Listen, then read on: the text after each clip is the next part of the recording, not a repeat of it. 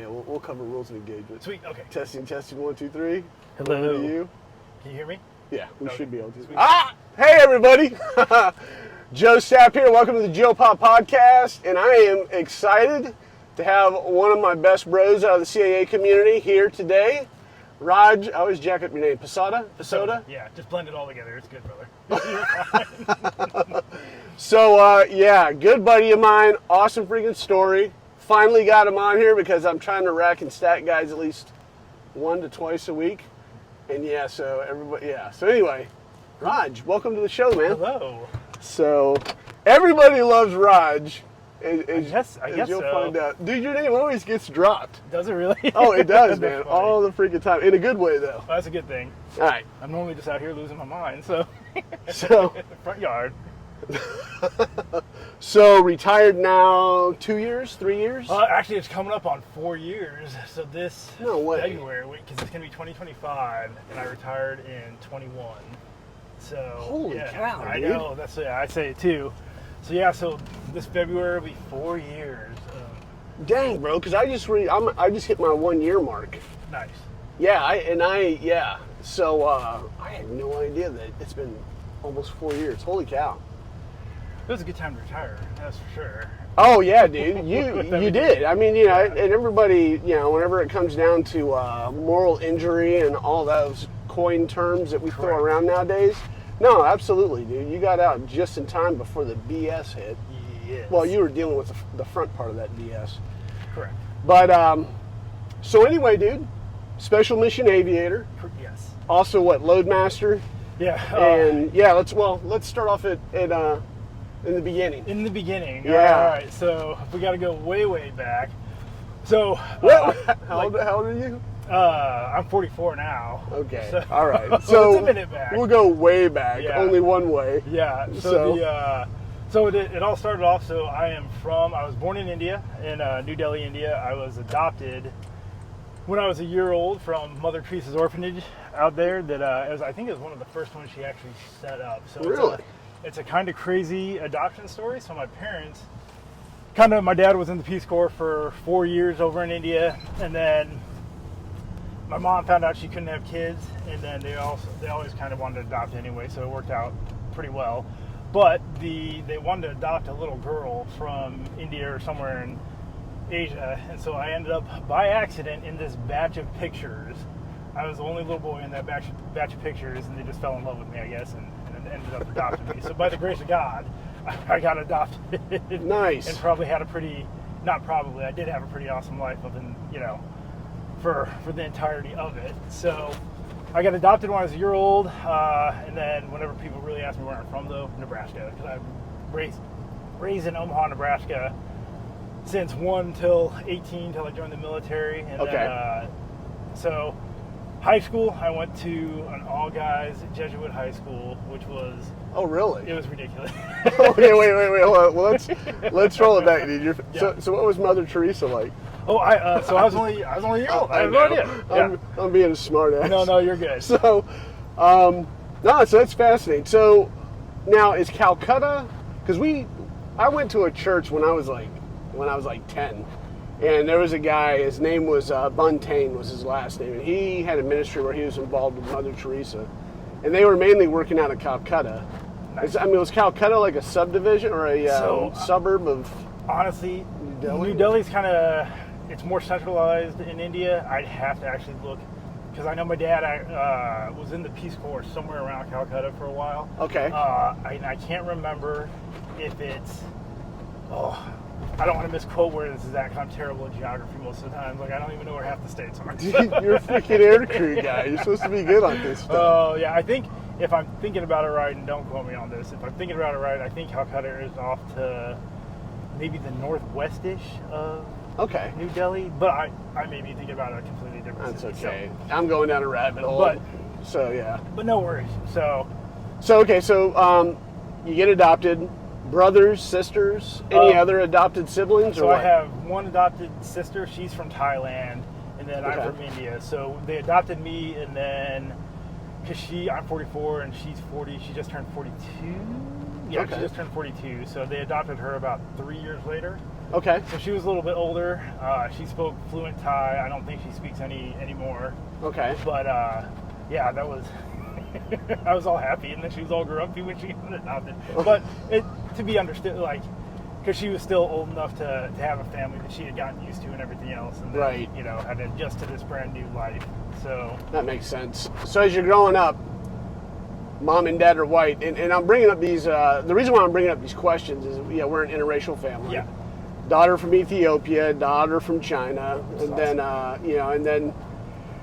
and then we just had adopted. In fact, a year ago, September, we had just adopted a sibling group of 4 African American out of.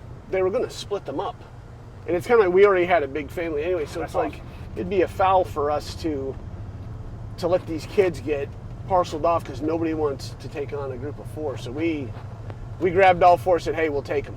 That is phenomenal. So you get to have 6 adopted children now? Yeah. That's awesome. That is awesome. Potentially 8. Oh, nice. We'll have to talk. That is cool. But it is cool. It is. But, so being an interracial family, I mean, hey, with us, hey, mom and dad are white, and some of them are black, and all that stuff. So at what point did you realize, hey, I might be adopted, or why am I darker than my folks? So as young as I can honestly remember, probably, I don't know when my memories kicked in. This thing's bad now, but probably, I want to say, whenever, maybe 3 or 4, whenever I was old enough to kind of just realize. But I mean, and the nice part is, especially like when they're younger, regardless, most of them, they are your parents. Like, they're always going to be my parents. So I'm never going to find out who my biological parents were, and I'll never end up knowing until I die and go to heaven. Right. Hopefully. But,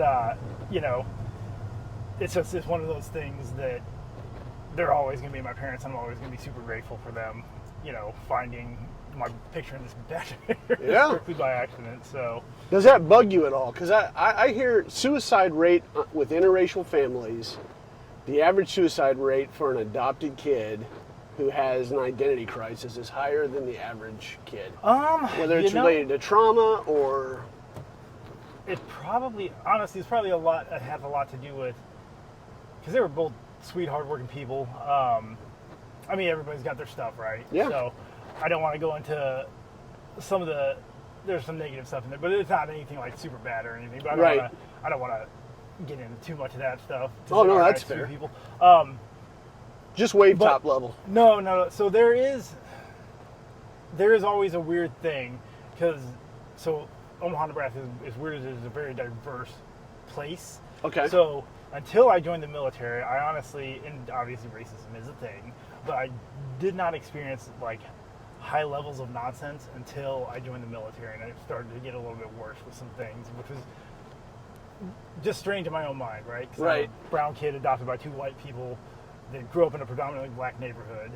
So or just a mixture of different cultures, which is awesome, because my dad also did, he was a foreign student coordinator. Okay. So we always had people from either Africa or Saudi Arabia, Nepal, all over the place living with us. That's pretty cool. Up. So I grew up with a lot of different cultures, which was actually super awesome. Yeah. It fed into our job later on in life, being a combat aviation advisor. So it worked out pretty good for life in the future. But back to the question.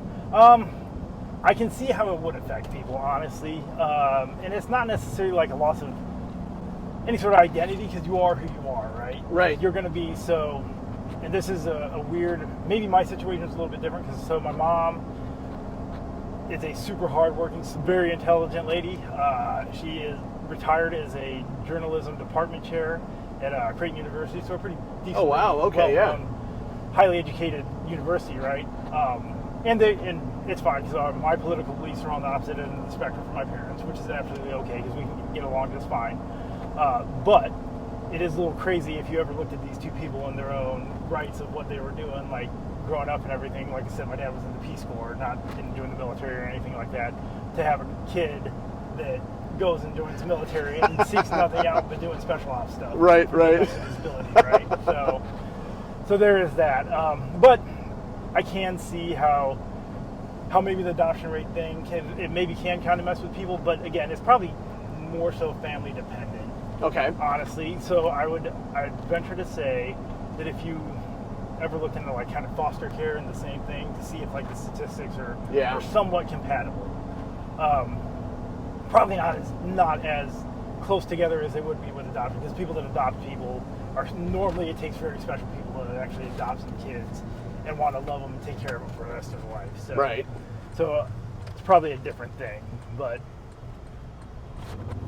So yeah. Yeah. All right, man. I mean, I can definitely see where some of that stuff would come from, though. Okay, no, that's that was the main thing is, hey, do you, because we all have different levels of resiliency. Yep.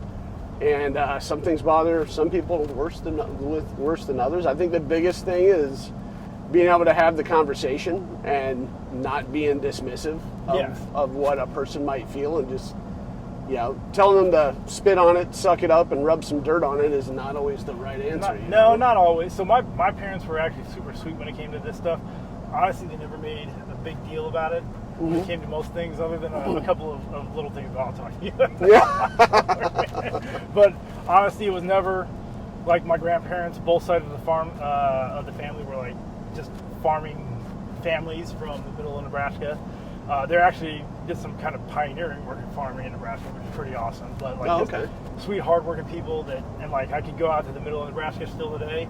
People do the Nebraska wave, never blink twice at it. So nice. Yeah, and that's again when I joined the military, I was like, really, this is like these things are. that would be a good topic to get into. So all right. So as you're growing up, big into sports, were you an academic genius? So I was academically, I was pretty awesome, but it wasn't. I'm an intelligent guy, but it wasn't necessarily because of intelligence. It was more because of the hard work. I have to, when it comes to reading anything, I have to read it like 5 times to retain anything, and it's a pain in my butt. But no matter what it is, even if it's something I'm interested in, I just gotta like repeat over and over and over again just to get it in there. So like the academic stuff, honestly, other than math, never really just like came easily. It was always something I had to make sure I applied myself to. And like history, like I said, like history and geography, those are my worst ones. But you're a math guy? I am, yeah. Are you really? Yeah. Well, so the weird part is I'm a math guy and an English guy combined, which doesn't make a whole lot, and science. So it doesn't make, history is the one that I'm just like, oh gosh, why are you telling me to remember dates and stuff? Right. Yeah. But I never took you for a math guy, dude. No, well the crazier part is like even in the military, like all of my English credits for like college, I clept every single one of them. Don't ask me how. It's ridiculous. It is funny. Yeah. But so yeah, anyways, I was a good student, but like I said, I just had to work for it, which was awesome. Like I said, my parents are hardworking people. My mom actually did a phenomenal job. She switched. She used to work at a newspaper forever, and then switched over to the academic side of things. So she had to go get her PhD while I was in high school. So watching her go to work all day, then drive an hour to go to university to go get her PhD for a couple of years was actually super awesome, because you got to see this hardworking lady put in even more work of going and getting her degree while I was in high school doing my own stuff. So, but yeah, did pretty academically inclined. I ran a bunch. I did cross country and track. I was super. I didn't get this big of a human being till after I kind of joined the military. Okay. Like when I got into high school, I think I was 4'11" and maybe 95 pounds. Holy so cow, I grew a lot in high school. Yeah, evidently. Because So, my wife, when I married her, was like 4'11" Yeah. and 90 pounds. Yeah. So I was pretty small. So I was like, I would have loved to play football, but my mom was like, you don't have to play football. I was like, all right, whatever. But so I ended up doing cross country. I was actually super good at cross country. We went from being, I think, one of the worst teams in the state when I was a freshman to being, I think we won second place in the state as a team. Okay. My senior year. So individually we had a couple of guys that were studs, but as a team we could all just figure out how to work together and like push each other during a race, which was actually super fun. Nice. So we figured out how to like place well enough for everybody to matter for the whole team. So it was super cool. So yeah, I did that in track for most of my high school career, and then wrestled for a season. Super fun, but it was ruining my knees. So my track coach was like, "I'm gonna need you to stop because I need you to run." I'm like, "All right, man." But yeah, that was high school. And then probably the best part about high school for me, anyway, was, like I said, I went to an all-guys Jesuit high school, which was, if you don't want, testosterone levels are just through the roof. We got of fights? A few fights here and there, yeah, especially because me and my buddies weren't supposed to go there. We were, our grade school we went to had an attached high school, but they closed down right after we had enrolled. So me and my two best friends ended up getting sent off to this preparatory school for the next 4 years with all these people that were not from our neighborhood. So that turned out, you can only imagine how some of that turned out. So was it a boarding school? No, it was, so my mom taught at Creighton University, and this was Creighton Prep. So it was, it was their preparatory high school for the college. Okay, gotcha. So yeah, so that was fun 4 years. But and your dad, so you mentioned that Peace Corps. When he's stateside, what you said he was coordinating, like a foreign student coordinator? Yeah, so he spent the large majority after his Peace Corps years being a foreign student coordinator at Bellevue University, which was a smaller, like, kind of community college in Omaha. Okay. But a lot of it was helping foreign students get their visas and get their, like, student visas and everything else to come over here and get a better education and everything else. So, okay. So he still kind of does it now, a little bit less so because he's getting up in age and everything. But he did a phenomenal thing trying to help out a bunch of people. Was he also a professor or just strictly administrative stuff? Strictly administrative. Okay, gotcha. So, yeah, just more of he did all the administrative work for, like, coordinating all of their like classes and everything else for them. So, okay. So yeah, he did a super phenomenal job of helping out a lot of people over the years. So what was the most interesting? You got to have some good stories of some of these foreign students coming in that just I was jaw dropping. So as a the clash of cultures, you know. Yeah, one of them I won't mention because one of them I may have to hurt a guy. Just change the names, dude. Oh, okay. But so I was a mischievous kid, so I was kind of a pill to a lot of these guys. I'm surprised. So a couple of us are actually still really good friends as adults, so it's a little bit of a surprise that they like me so well. Because I wouldn't mess with them and just kind of torture them and torment them as little kids do. Because I didn't have any older siblings, so I just messed with them all the time. Gosh, what are some of the good? Oh man, without being too incriminating, some of the crazy stories. I gotta go. Okay, so we had a good culturally clashed one. So we only had, really, I think maybe one or two students from Saudi Arabia. I'm not trying to label Saudi Arabia or call them out on the entirety of a culture. Right. However, this one guy ended up staying with us, and I can't even remember his name, but this dude was just rude as all get out. He was rude to my mom. Like, I get a box of cereal. Like, I go to get cereal, there'd be no cereal in there because the dude had ate the entire thing for breakfast. Like, just no manners at all when it came to adjusting to a culture and everything else. Right. So he actually got the boot after I think a couple of months because he was just not being a nice human being to my mom. So your dad just said, "Hey, enough is enough." Yeah, nice. So that was the kind of the biggest clash of cultures. I mean, aside from that, most of them are actually pretty nice guys. They cooked some amazing food. Like, ended up having a good time with a lot of them. So it worked out. I got this one buddy. I call him my brother. We actually introduce each other as like brothers to everybody, and people believe us even though he's not my brother. This one Nepali student named Mahesh, because he was there most of my high school years. Okay. So yeah, that guy, and he tormented me back like an older brother. But we actually talk as adults probably at least every couple of months. So he's still cool. A super good guy. Yeah. And he's in Nepal now, or did he come back to the States? He got, what did he get his degree in? I think some sort of computer engineering stuff. So he worked, did he work for like TV Ameritrade or something for a lot of years? And then he just moved, because I would try to see him every time we went back home to visit, but he just moved to South Carolina a little bit ago. So yeah, him and his wife have been out there.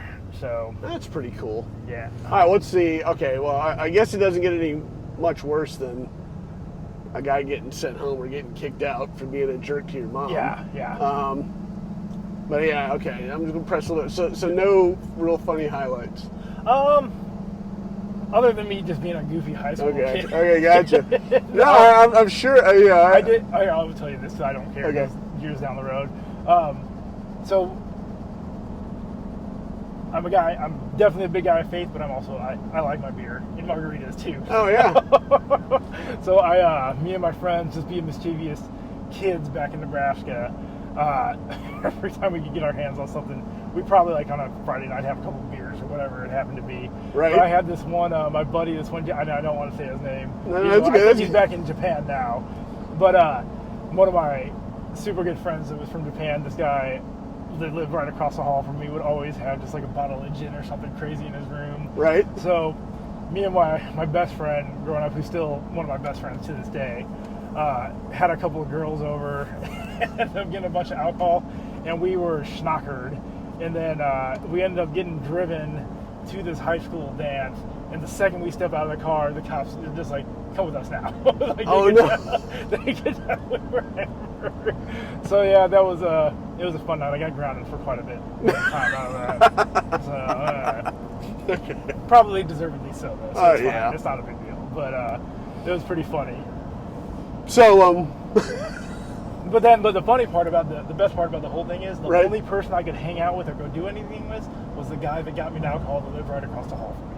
Oh, okay. Yeah. It made zero Go sense. figure. I was like, why am I gonna? Okay, all right. Yeah. Hey. Yeah. You're gonna force me into it. Yeah, exactly. So all right. So you're in high school. At what point? Because I mean, your father's been part of the Peace Corps, so he's not a militant guy, from what it sounds like. Nope. Where was the spark that got you thinking, hey, I might want to? I mean, well, was getting your 4-year degree an option? Was the military more of an issue or more of an interest? And how did you get there? So, I know for me, every time there would ever be a recruiter that would roll around in there, I'd normally kind of just talk to him a little bit and just see kind of what was going on. I just felt an internal. I've kind of. Honestly, ever since I could remember, I was kind of more driven to go into the military. And then, so my senior year kind of solidified it a lot. I met my then girlfriend, now wife. We both graduated high school, and then we were working. My parents, and this is one of the goofier things that happened between us, but my parents actually forced me to go away to college to try to get me to not be around her. Okay. I don't know. And so this is where like some of that cultural goofiness comes in, right? Because my dad being a foreign student coordinator, I don't know if it's because I was from India that maybe they wanted me to have like an arranged marriage or something weird. But okay. I am from Nebraska and a United States citizen. Why on earth would I have like some arranged whatever? So, right. and it was a weird. Growing up is a weird, I guess, diversity between me and my sister. So. The two of us just got treated completely different. Obviously, two completely different people and completely different set of circumstances. But most of the stuff that I did ever would always get scrutinized or I'd actually help be responsible or accountable for, which is absolutely fine. But it was quite the opposite for my sister. Yeah, it was just, hey, daddy's girl. Yeah, I don't know if it's just versus I'm older, she's younger. Right. I have no idea what that boiled down to, honestly. But so my parents, I ended up going to the University of Nebraska over in Lincoln for about a semester. I didn't go to most of my classes. I just came back almost every day and hung out with my girlfriend, now wife. The one class I did go to was I took a college. It was a coaching class from Tom Osborne, who is one of the most phenomenal coaches on the face of the planet. But that guy's teaching ability is even more phenomenal than his coaching. So that was the only class I ever went to, and actually, went to all day. But it was phenomenal. So, what kind of coach was he? He was the head football coach for. Okay, gotcha. All right, like a couple decades. Okay. Yeah. He was with us when we won our national championships and everything.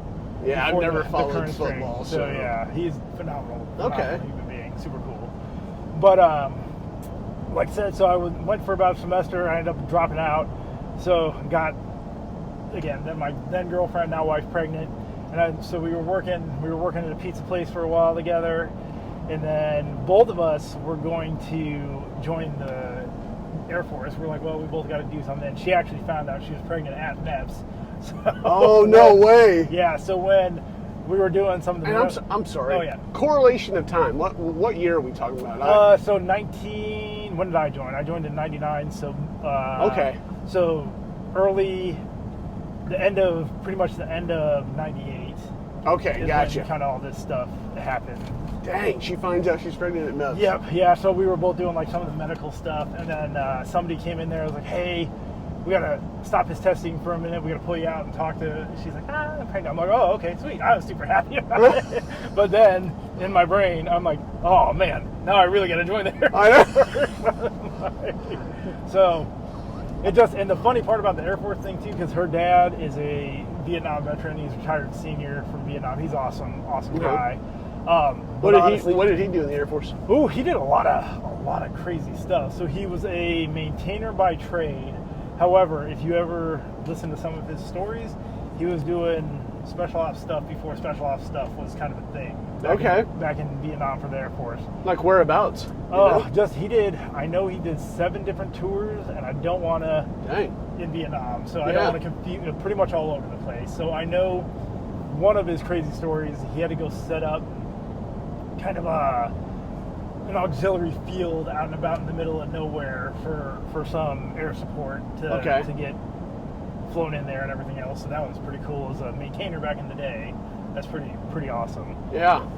And then he's got some other pretty hairy stories. Gotcha. He doesn't like talking about so much, but yeah. So aside from him being a prior Air Force guy, and honestly back then I didn't really know that much about the difference between. I was just a goofy 18-year-old kid that was just like, I guess I got to join the military. The only reason why I walked in the Air Force office really that day is because everybody else was not there. Yeah. So yeah. Probably a good thing though. Yeah, probably. It probably worked out for the betterment of everything. So what did you first go in for? So I came in open general like a knucklehead, thinking Really? I really wanted to. Honestly, I wanted to be, when I first signed up, I wanted to be either a cop or a firefighter. And my recruiter was like, "Oh yeah, just go in open general. It'll be there."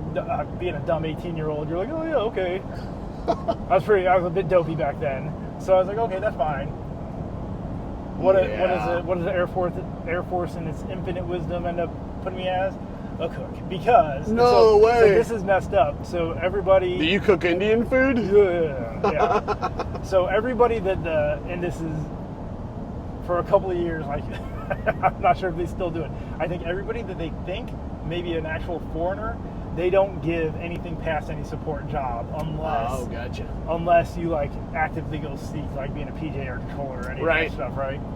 So I came in open general like a dum-dum, and I think I know they thought I was foreign because everybody else that was in services with me, like in my tech school or even from basic training, was all these foreign people that were foreign. I was like, well, this is dumb. I was like, I'm going to put like hot down in here and everything else. I was like, So super disheartened. Like I got to tech school and I'm like, oh my God. I was like, is this really what life is? I was like, oh, this is so dumb. I was so angry the entire time. I was like, oh, I hate this. But then we ended up, like I said, I ended up joining in '99, went to South Dakota. As much as I hated being a services guy, there's some phenomenal people that I got super lucky working for, just a good bunch of people wandering around or whatever. So it was actually a pretty fun time. Good. So a couple years roll on. We had our first daughter, and then did we have our second daughter in 9902? Yeah, we had both of our daughters up in South Dakota. Okay. And then I was literally contemplating getting out about 3.5 years in. I was like, well, this is not for me. I was like, as much the gym, I will give it this much. I actually like the gym. Right. The gym's a fun entity to be in. As long as if you can get the Air Force to pay for like personal training certifications, it's actually pretty fun. So not so terrible. Is that what you did? I did, yes. Oh, okay. So yeah, I was a cook for about maybe a year and a half at first, and then I was in the gym for a while, and then my last, I want to say 6 to 8 months were being in lodging, and I was just like, this is terrible. Oh, I just had to wear blues every day, be nice to people that are rude to you, other military members. You're like, this is just ridiculous that all these people come in here and just treat you like garbage. Yeah. So I was like, I'm done. It's like, I will find life elsewhere. This is horrible. And then I get the first supervisor that I ever had working in food. My buddy Mark, he's somewhere down in Destin. I don't know where exactly he is, but he called me up one day and was like, hey man, I got this job in SOCOM. He's like, technically you're still a services dude, but you will literally hardly ever have anything to do with it. Like, you're going to go out and build bear bases, you can go to jump school, you can go do all these super fun things because you work directly with team guys. And I was like, oh, that sounds pretty awesome. I was like, sign me up. Yeah. Man. So he was there, and then my superintendent that used to run the gym that I was at in South Dakota was also down there, who's also a phenomenal, like one of the best leaders I've ever had, just phenomenal guy. So those two guys were like, yeah, man, come on down. And then I spent 7 years doing crazy stuff with those guys, so it was pretty fun. That's pretty wild. Yeah, I wouldn't have. So, let's backtrack just a little bit. So, how does your 9/11 story kick off? Ooh, so that one, so this is actually a good story. It's a good segue for me going into that weird special duty for 7 years. So I was in Saudi Arabia I got there, me and a team got out there on September 8th. We flew through Baltimore. I think we left, or did we get there on the 9th? Anyways, we were in Baltimore on September 8th or September 9th. Oh, wow. And the crazy part, and as weird as this is, call it premonition, call it whatever you want, everybody that was on my little team of people that went out there, we actually had a meeting about this, and I was like, has anybody else been having strange dreams about like just something not right happening before we left out there? And almost every single one of us on that little group of people that was going out with me had similar weird dreams of something strange about to happen. So weird enough, right? But so we get out to now. Is this just related to, because I mean, the coal had just gotten hit, what, maybe a year or two prior? Yeah. So obviously there's something boiling there. Yeah, absolutely. Yeah. Do you think maybe some of it was that, or is it just like? Yeah, probably a little bit of just kind of nerves of traveling outside the U.S. again. Yeah. So like I said, that was my second deployment. My first one was just out to Egypt in like 1999. But anyway, okay.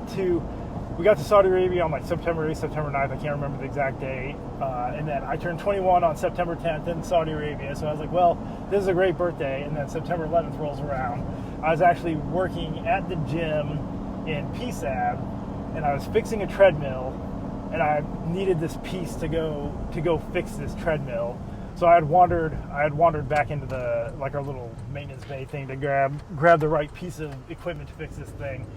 And this little staff sergeant runs up and he's like, hey man, somebody just flew into the World Trade Center. He's always messing around too. And I was like, he's joking, whatever. And I was like, what? Just whatever. So I go out there a couple minutes later, right as the second plane, or they were showing the footage of the second plane hitting it. And I was like, oh man. I was like, the first one hit, and like in my brain, I'm like, what idiot flew a plane into the side of a building? What a moron. Yeah. And I'm sitting there fixing this thing, and then the other one hits, and it just like a light bulb, it just like clicks on. I'm like, well, I was like, that was not a mistake. This is about to get real bad. Yeah. So Saudi Arabia, and like back in those days, like the only people that were like carrying or anything were just the base cops or whatever. And Saudi Arabia, it, again, is kind of a tense country because it's a Middle Eastern country, and those guys just don't really like us being in there anyway.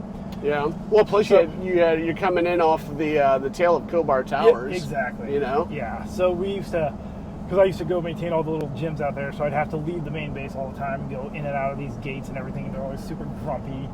And then it got more tense and more grumpy, so being in the Air Force in its infinite wisdom was like, oh, you guys are just going to be a Mach 4 for as long as we can keep you alive. I was like, no. is this really keeping anybody safe? And I was like, there's a chain link fence right there that is the only thing separating us from them. If they feel like coming in here, this is going to get real bad. Yeah. But so the thing that kind of kicked it off for me, especially wanting to go hard into the special ops route and just being a part of the world in whatever facet I could be a part of it, was me and my buddy Eric were wandering around, and we went to lunch that day, and we were just sitting there. We both grab our food, and he sits down, and as he was sitting down, I'm like, hey man, I was like, look at all these people's faces. Like, it was just blank, dead expressions across the board. I think me and him were the only two people that were halfway normal. I was like, man, I don't want to be out here with all these people. I was like, if we get messed up, we're going to get like messed up. And none of these people are going to be able to like actually help out and defend anybody. I was like, this is going to get real bad real quick. So after that one, I got back and everything, and then life went on for a little while, and then, like I said, my 3.5 year point rolled around, and I was kind of getting ready just to be done with it all. Right. And then I got offered the job down in Tampa for a while, so transitioning down there was super fun. Like I said, Now, was your wife cool with that, or is she like a Dakota girl? So she liked it there just because we had a lot of friends, and obviously, Okay. it was an adjustment for down there because it was a place called the deployment cell. So really, you're designed to do nothing but deploy. Okay. So the life down there was fun. Definitely put some strain on our marriage for a little bit. For a little bit over a year, we were actually separated, probably due to some stupid decisions, very stupid decisions on my part and a little bit on hers. But it's okay because over the course of that time of being separated, we actually became best friends again and have been kicking it strong ever since then for a long time.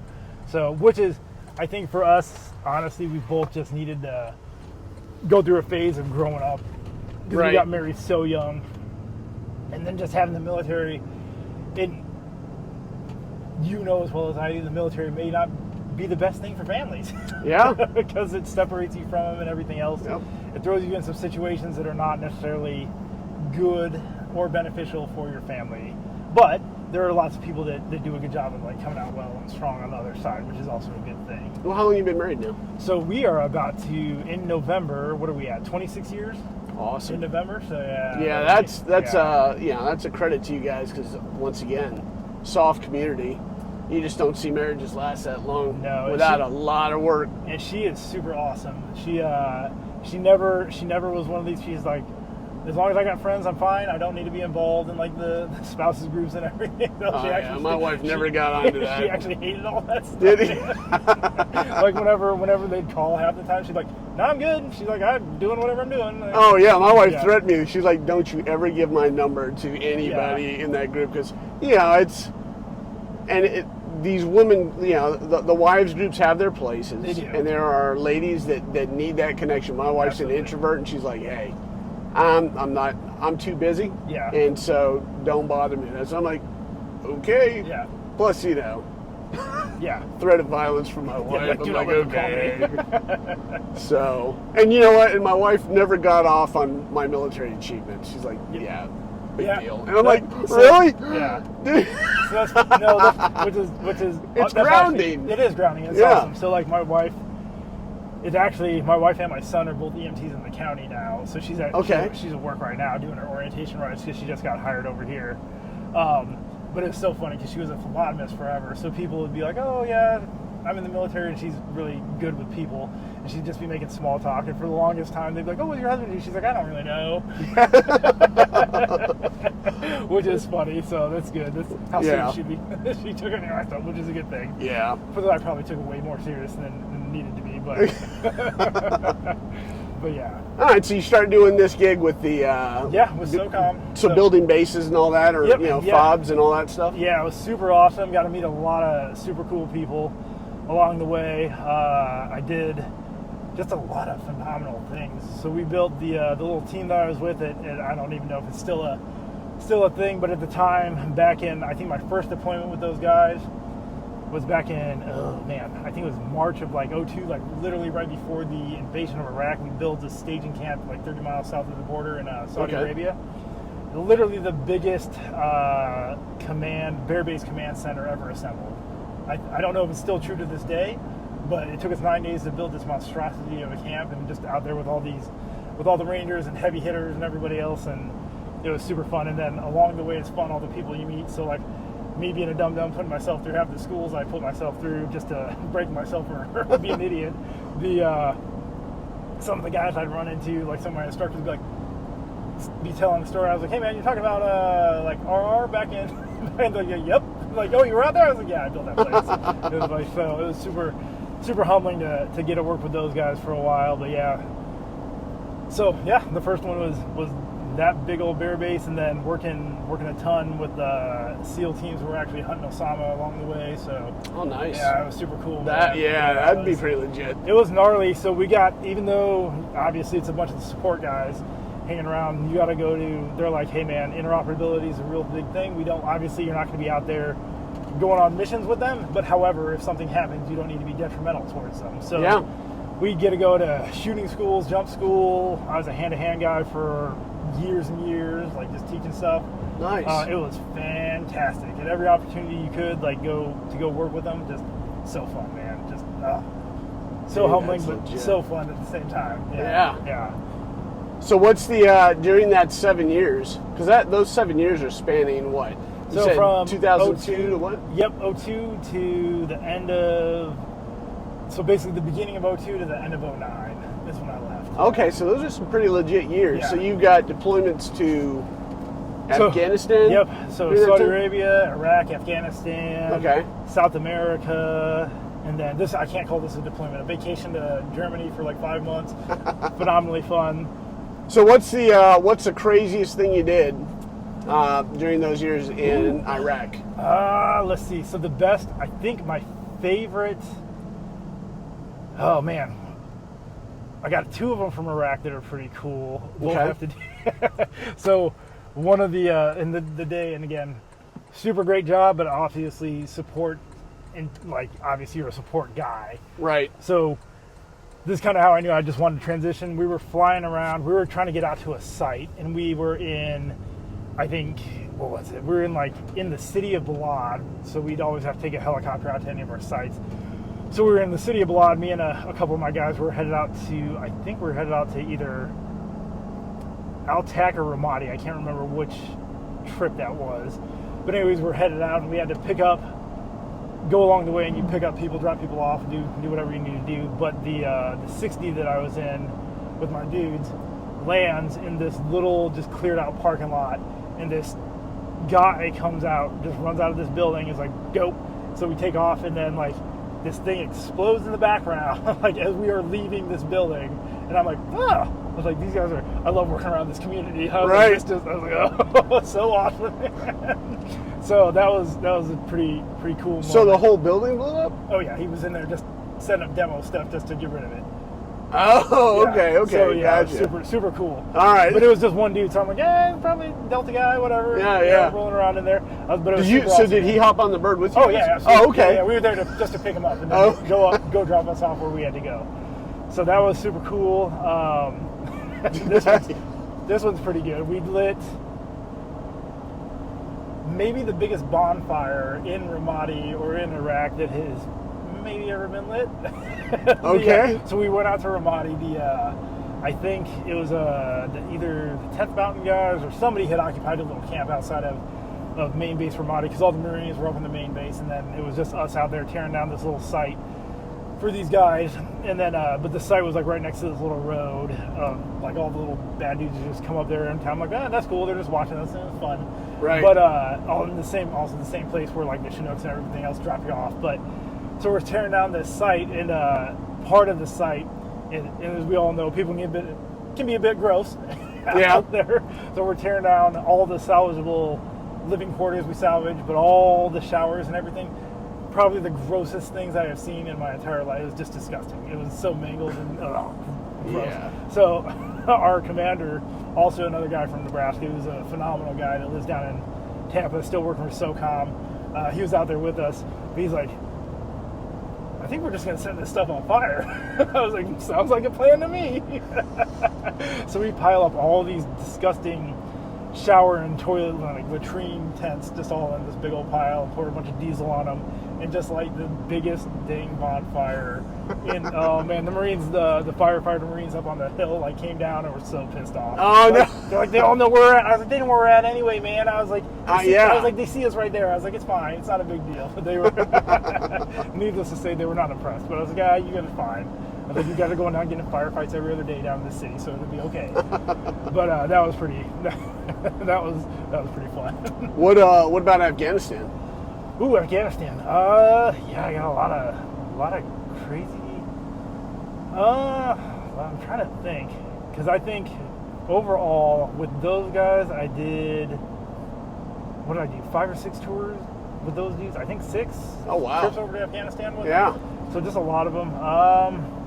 Typical deployment, how long is it? You doing So- 90 days, 120? It all depended. So if we were just tearing down or setting something up, we'd normally just go in and tear it down, and however long, a couple weeks Okay. it would be. But then we'd normally stay in country and then get sent off to somewhere else. So you kind of hop around a little bit.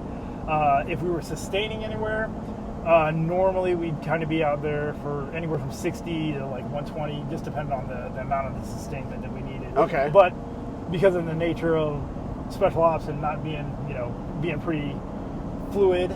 Yeah. Back then, it was never anything too long, honestly, unless it was back in like the main bases like Balata or Bagram or anything. Right. It's some of the bigger soft sites that we set up. So, let's see, Afghanistan. I had a lot of fun. I'm weird. I actually loved Afghanistan. Iraq was... Dude, Afghanistan was freaking beautiful. Yeah, the country is beautiful. The people that you meet are actually like super sweet. The ones that want to do good things, not the ones that want to do bad things. Let's see. I guess one of my most memorable stories. So we were out and I was building up JBAD before it was like it's still the city of JBAD, but before it has morphed into what it is now, where it's more stable and has infrastructure and stuff like that. So we were building up a site out there for the SEAL team that we were with. So building up the site, it was fun. So some of the places you can bring heavy equipment, some of the places you can't. So we had to hire a bunch of just the nationals to bring in their equipment and level out the land, but this took them forever to do. Right. But so part of it, I got a guard. It was my job, me and my buddy Carlos. It was our job to just watch these guys. And the SEAL team that I was with, where some of the guys were from like Roberts Ridge. Okay. So yeah, one of the more famous guys that was there was the lead SEAL down there.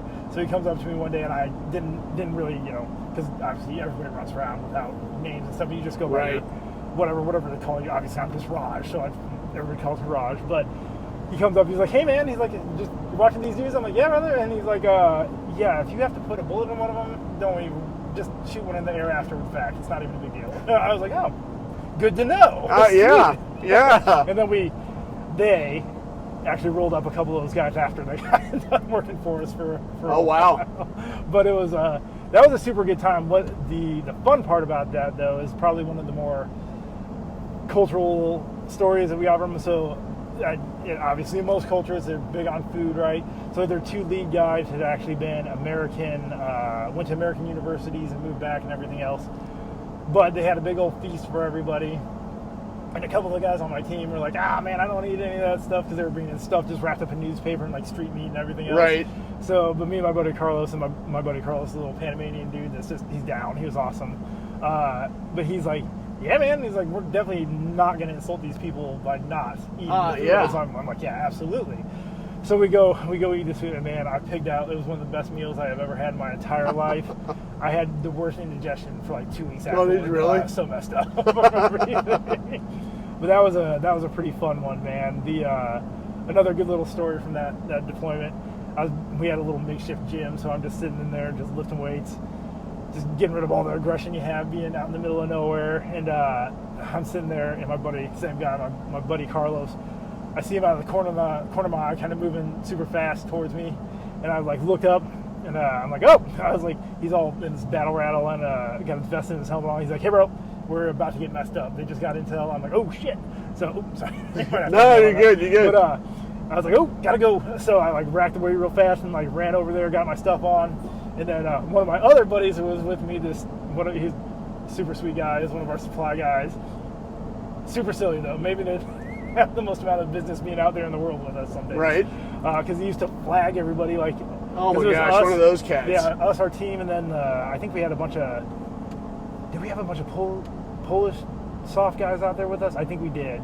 But anyways, we'd like go eat. Grom guys? Yeah. Okay. Yeah, so we'd be like eating, and I'd be like, hey bro, I was like, please stop pointing your weapons at these guys. I was like, they're gonna get so pissed off. But he rolls in like a couple minutes later, just all disheveled, and like we're sitting there, and he throws. And again, I'm not.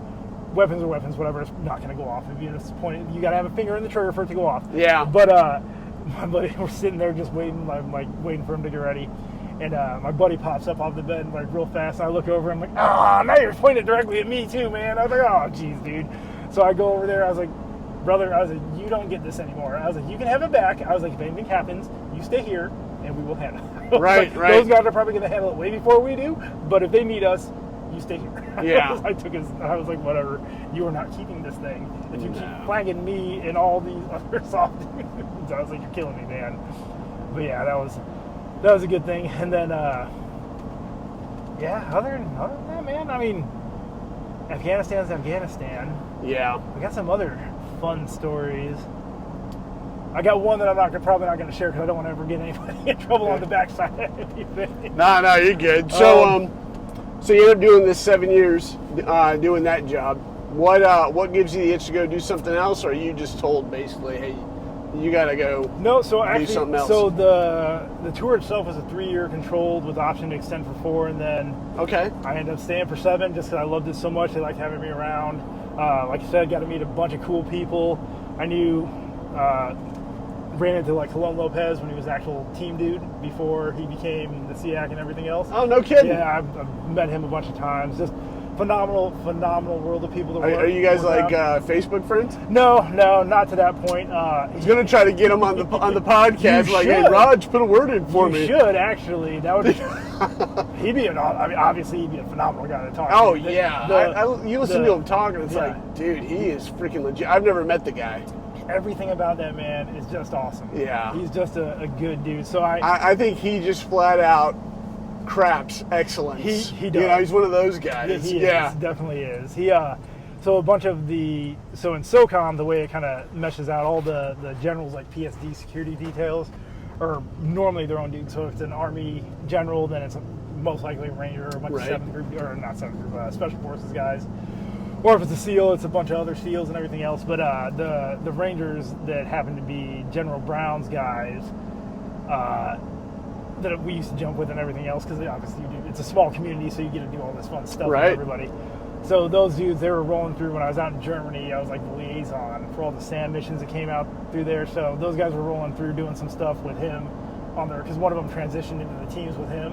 And he's like, Raj, what's up, man? I was like, oh, sweet. And then I was just talking to him, to Colon Lopez, and I was like, that's what that is. Because he was still widely known, because he's awesome. Yeah. So widely known. I was like, well, that dude's pretty sweet. So, but yeah, man. Like, gosh, I probably got a bunch of goofy stories I could roll on with for a while out of that job. But yeah, really. So, what made me want to transition? I loved every aspect about that job, but you can't stay forever. Yeah. Like, especially being a services dude by trade, there's no way I could keep on doing fun, good things. I'd have had to go on either back or somewhere else. So, do you even have an avenue to make rank if you're stuck in that? If you're doing that job, since it's not specifically services related. So the weird thing is, and this is a weird Air Force phenomenon, any quote unquote support AFSC that gets into like special operations jobs and gigs actually benefits from it a little bit. So it's a good thing. But if you're conversely on the weird flip side or whatever, sometimes it doesn't always help. Maybe it was just me later on in life. So is it? I mean, so obviously we're talking the difference between white soft and other. Yeah. White soft, guys don't get promoted that much, but I guess if you're behind the door, you're gonna. Yeah. So the only thing that's bad about it is it isolates you a little bit. So even for like the 7 years that I was there, back in the day, you don't necessarily disappear off the Air Force's radar, but you don't even have like an Air Force email or any of that stuff anymore. It all becomes transitioned over to the other side of things. But no, there's still opportunities for it. So like the guy I was talking about earlier that was my superintendent back in the gym that ended up being my superintendent down there, he ended up being a senior out of the place. So there's still good opportunities. But if you're younger, the Air Force always wants you to give back, and I don't know why giving back means you got to go back to the regular swing of things. So anyways, I really wanted to transition into being an actual, doing operational operator stuff. Mm-hmm. Coming out of SOCOM, I was like, this year thing's maybe a good compromise. I still get to hang around the family because I've been gone off and on for 7 years. So I get to hang around, and my kids were getting a little bit older. So it's a good balance between the two, being able to hang around, still do something pretty fun. So I went into Sear Pipeline, was doing pre-team stuff with all those guys, with Tosi and everybody else, like Tosi and Dreyer, and half the goofballs that are down here at the 6 are not necessarily not for a reason, maybe for a reason, but was doing that stuff, and then I actually broke both of my feet over winter exodus. However, I didn't really tell those guys that. I had a kind of, and I'm not trying to bag on them, some of their attitudes in that career field are a little shitty. So I kind of had my fair share of it. I'm coming from doing what I was doing operationally and having people be good normal human beings. Yeah. And then, like, obviously the chip on people's shoulders is kind of non-existent. And then going into that world, and I get it, it's schoolhouse stuff and everything else. But still, you got some of that Yeah. keeper of the tab BS. there is. So for me, I was like, yeah, no. I was like, I'll go find something else. It'll be all right. Right, right. So I broke my freaking feet or whatever. How'd you break your feet? I was literally just going for a run, and then they didn't feel right, and I went and got them x-rayed, and they're like, oh, those are broke. So what, just stress fractures? Yeah, or I what? stress fractured. Yeah, I stress fractured my left one from my pinky toe, like back to my heel, and then the other one I completely snapped my outer right metatarsal. All right, bro. There's got to be more to this. Nope. Did you kick a freaking trash can? No. Did you kick the neighbor's dog? So I think I just have crappy bone genetics, because now I have a very degenerative spine problem. Okay. From breaking and stuff. How heavy are you at this point? I'm like 210 now. Okay. Oh, no, back then? Oh, Yeah. back then I was only like maybe 170. Okay. So like that was back when I could run 10 miles and just monster the crap out of everybody. Gotcha. So yeah. And like the team stuff was awesome. Like the team stuff was super fun with all those guys. Obviously, me and Tosi and all these cats wouldn't be friends today, Right. if we didn't enjoy being on that stuff together. Just for me, I was like, I got to go do something operational. I can't get stuck into just teaching stuff for the rest of my career. Yeah. So I had to serve my penance. I had to go run a dining hall for like a year and a half. Are you serious? I hated it. However, I was good at it. The people, I had like 100 people working for me between the civilians and the military. Right. The people that I had were phenomenal. I love taking care of people. Like, there are some good kids in there. There's some knuckle-kidded kids in there. But it's all about people, honestly, in that. Oh, yeah. If you can take care of people the right way, it works out pretty well. So anyway, I did that stuff, got these stupid things better for about a year and a half. So did they just put you at the Fairchild Chow Hall? Or did Yep. I hated it. I hated everything. Oh, yeah. I was so grumpy the entire time. But, yeah, and this is the glory of, what God does for us in our lives, obviously, all the way back to being adopted and perhaps maybe a bit of a mistake, but obviously not a mistake for God.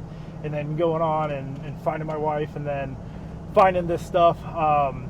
So actually, Tosi and his wife Kizzy, who are sweet, dear friends of ours, we started going to church again because our kids were younger, and I was like, this is very important. I personally had lost my way for a long time. Right.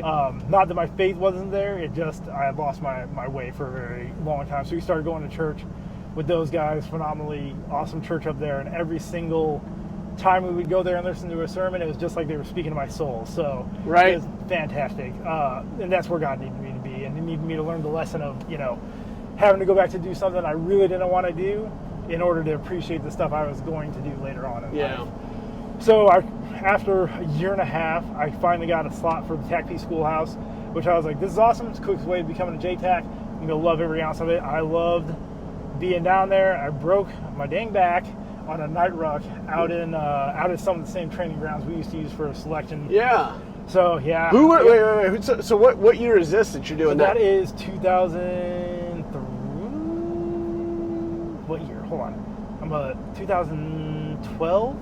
I think it's 2012. Yeah. Okay. So over the summer of 2012, I just came out and went to selection, and I was like, So was, by any chance, did you? And I think he might have already moved on. By any chance, did you have an instructor by the name of Dennis C? I can't remember. I don't think Okay, so. gotcha. Yeah. I think he might have already moved on. He ended up being, he was, obviously he was TAC-P, Nice. working at the schoolhouse. And he became the very first, if I've got this right, the very first core TAC-P ALO. Ooh, nice. Oh, yeah, I got to get him on this podcast. He's still in. Ooh, right on. Yeah. He's a SPALO. Is he working for Space Force. Is he? Hold on. There was a big. I had the only officer cadre down there. He was a captain. He was I think he was a tech before and then transitioned over to the officer route for the TAC-Ps. What was his name?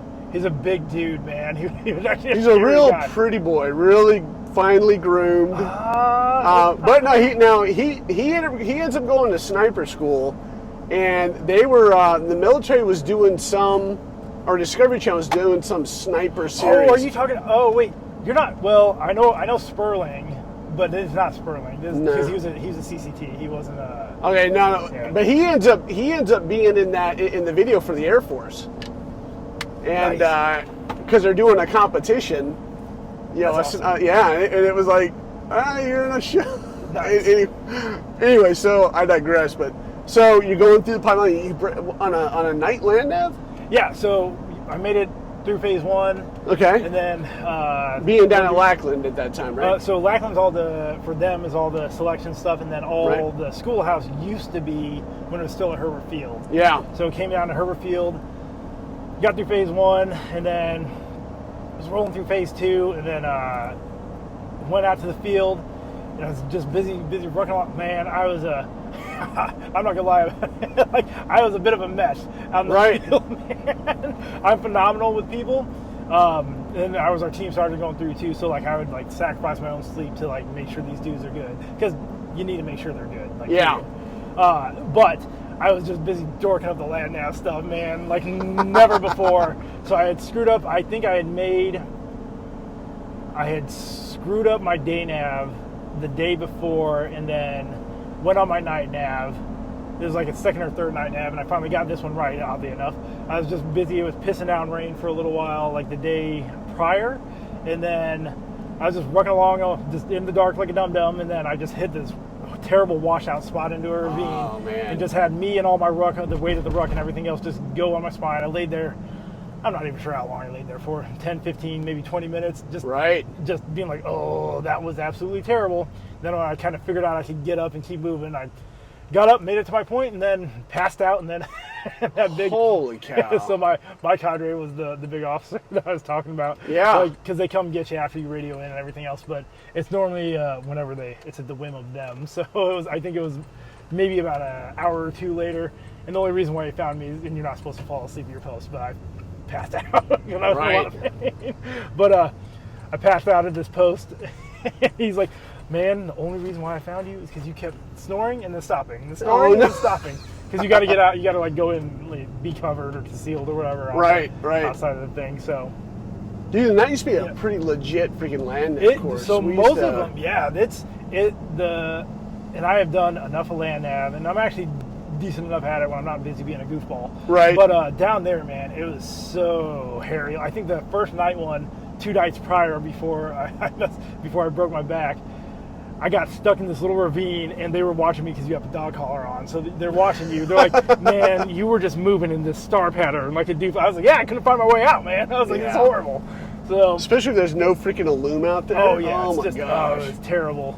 So yeah, the made my night nav. Went to the next morning, rolled around because I had to redo my day one, and man, I was just in so much pain. I dorked that thing, so I messed it up so bad. I ended up in like the ravine and just went swimming for a while because I was about to get like a heat stroke. I was so dorked up, and then I had to blow my little goofy rape whistle for a while. Then come find me, it was super embarrassing. So at what point do you realize, hey, that your back is freaking fractured? So as soon as I fell down that thing, man. So I was like, well, I'm already out here. I might as well try to get through it at least. So I go on the next one, and then that was not pleasant whatsoever. Yeah. And then how heavy is your ruck? The rucks on that, I think you have between your radio and your actual like pack out. Oh, that's right. You're packing radios and batteries. And you have your vest on and everything else. So I think carrying on you got at least like 60, 80 pounds, something like that. Yeah. So it's a fair amount of equipment. Yeah. But yeah, like between all that stuff, like I said, I dorked that one up. So I was getting rolled back, and then like just trying to do PT and stuff, like something was just not clicking right back there. So I was like, oh God. And then I went and saw the doc. So it's funny. It's just weird how life works out. The doc that I went and saw going through this, she's like, oh, it's probably just muscular. Like everything's so swollen back there. You're kind of just like jacked up. I was like, I'm pretty sure it's not muscular. I know the difference between my skeletal system and my muscles spazzing out or being dorked up. So you fast forward a couple years later, my wife actually had some problems when we came back down here for all the CA stuff. The same lady remembered who I was after I had left the schoolhouse and everything because of my back, and I had to get back. They're like, oh yeah, that's broken. Like, you broke your L4. the same lady, she was like, yeah, you told my husband his back wasn't broken. Well, she felt so bad. Oh, no. She's super sweet, but she's like, I'm sorry. Oh, no. Dang. But yeah, so anyway, I broke my back, got sent back to get it all healed up and everything. I ran the gym up at Fairchild, the main base gym, for a year, which, again... Dude, it's like a black hole. You just keep getting I sucked know. back in. But it worked out. I actually loved running the gym. It was super fun. The same batch of people for the most part. Good enough times, and then tried to get back into TACP. The Air Force literally had to tell me to stop hitting the button for retraining because they're like, we are not going to give you the slot. I was like, why not? I was like, you guys, you literally know there's going to be some slots that are opening up sooner or later. Yeah. So after like the 5th or 6th time of getting the no-go from AFPC, I was like, well, there's this 1 Alpha 9 thing that they just created out here. This seems pretty cool, which means you get to do, I mean, you're created to do everything in the back of an aircraft that you possibly can do. And I was like, well, it's there for us. They're not going to tell me no. So I went and hit the button literally like on a Thursday. I think I had a class date on Monday. It was insane. Really? It No was way. absolutely nutballs, man. Was they just that desperate for people? Yeah, so it was right when they were creating the 1 Alpha 9 thing, like Okay. the active duty side. So Now, was that was because like I was coming out of 13, I think. Yeah. okay, so you know, I took that little hiatus to do RPAs. Yep. As a sensor operator. That's the extent of my aviation career. Was, you know, that 4.5, 5 years, probably more like 4.5. Still super cool. Oh yeah, Yeah. oh yeah, Yeah. dude. Yeah, you talk about literally stacking bodies. Yeah. But so was it classified as special mission aviator, It or is, was yeah. it? Oh, So I okay, was one all of right. I think so. It was me, and then Juan too. Remember Juan Bush? Oh, yeah. So Juan was in my class, I think, and then Kenny Gardner was in the class right behind me. Okay. I don't remember if they had one iteration of the class run through. So, anyways, we were either the first or the second class for the actual like 1 Alpha 9 pipeline that they had created. So the problem, well, not problem, but the fun part about that was it was before anything was like codified into their actual curriculum. So they just taught you everything. Okay. And again, intelligent guy, but if you're feeding me like 600 slides a day, 1,000 slides or whatever on all this information, and then I got to go home and redo these like book things. My brain has never wanted to explode so badly in the entirety of my life. It was ridiculous. So you're doing combination loadmaster, Yep, flight every engineer. single one of them. Yep. Oh, dude. So yeah, gunner stuff, all the gunner, which was actually that part the would fun be stuff. fun. Yeah, Heck that was the yeah, best part. dude. Yeah, so all the gunner stuff. So like they sectioned it off, so you'd always have a fixed wing and a rotor wing part to each one of these things. So you go through, the flight engineer stuff, the loadmaster stuff, sensor stuff, gunner stuff. Like it was all just literally everything wrapped into one. And then you actually got to do on top of it, because you had to know like all the Osprey stuff too, because that's what they were really hurting for back in the day. And Fortunately, I was one of the less smart people. That's one of the dumber ones in the class. So they're like, and I had less time because I was older than everybody else. Right. Most of the other guys went to the Osprey stuff, and then me and Juan obviously got picked up for the 145 route. So which worked out massively so in my benefit. So after breaking myself and being dumb for a lot of years, finally found kind of where God needed us to be. Won the 145 thing, had a phenomenal time flying that thing around. So at that point, when you're doing 145, which is it a Ukraine or is it a Russian? It is a bird? Polish bird. So the Poles, gotcha. The Poles built it. Okay. So and then obviously we used to do CAA stuff with the Poles. And So at that point in time, when you're working with that platform, are you working just strictly non-standard aviation or INSAV? So that was the mission wise, yes. So it was all INSAV stuff down in Central Africa, so really, and this is the nice part about like if you were doing the NSAF stuff the correct way, all it does is add to being a good combat aviation advisor, right? Oh yeah, absolutely. 'Cause you're still creating relationships with people. You're still all the soft teams that we had spread out over. You're still doing infill, exfil stuff with them. We can probably talk about it now because we don't do it anymore. We were down there hunting Joseph Kony. Ultimately, that was the NSAF thing was kind of a side gig, right? So hunting who? Joseph Kony. Oh yeah.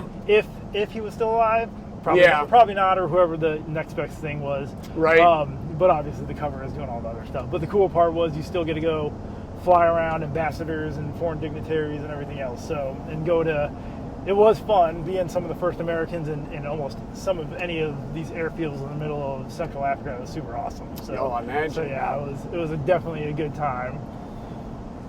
So what? At what point, as you're doing that, at what point does CAA come up on the radar? So, and you're doing that out of here? You're doing it out of Cannon? Where are you at? Doing it here with the 6th. So the first okay. Time, so you hit it during the NSAB years when File jacked it up. Exactly. So I got here right. So it was a weird experiment, I think, because it was right after File kind of messed up everything, and they were trying to rebuild the 6th the first time.